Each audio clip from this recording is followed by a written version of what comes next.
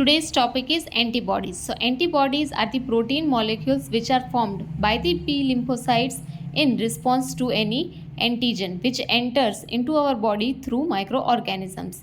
Antibodies are actually gamma globulin, which are also known as Ig. Ig, that means immunoglobulin. Antibodies are of 5 types. First one is IgA, that is immunoglobulin alpha. Next one is IgD, that is immunoglobulin delta. IgE, that is immunoglobulin epsilon. Next is IgG, that is immunoglobulin gamma. And last one is IgM, that is immunoglobulin mu. Next is structure of antibodies. So antibodies consist of molecular weight that is around 1,50,000 to almost around 9 lakhs. It is present in 2 pairs. So as we can see, this is antibody which contains 2 pairs. First half and next one is second half. Now in both the two halves there are 2 pairs.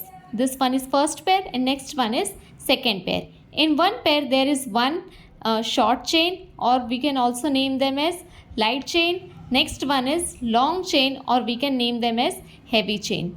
On the other half, same, which is parallel to the previous one long heavy chain and one short chain. Next one is the light chain that consists of almost around 200 amino acids. That is why it is known as light chain. On the other hand, heavy chain consists of almost around 400 amino acids, and that is why it is known as heavy chain or long chain.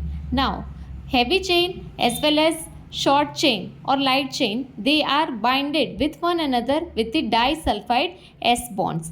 On the other hand, one pair is also connected with the next another pair with the help of disulfide bonds. Next one, in the another next pair, both the long chain as well as short chain are connected. They are binded with one another with the help of disulfide bond.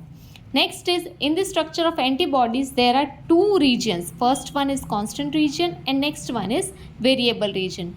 In the constant region, amino acids are similar in number as well as in placements.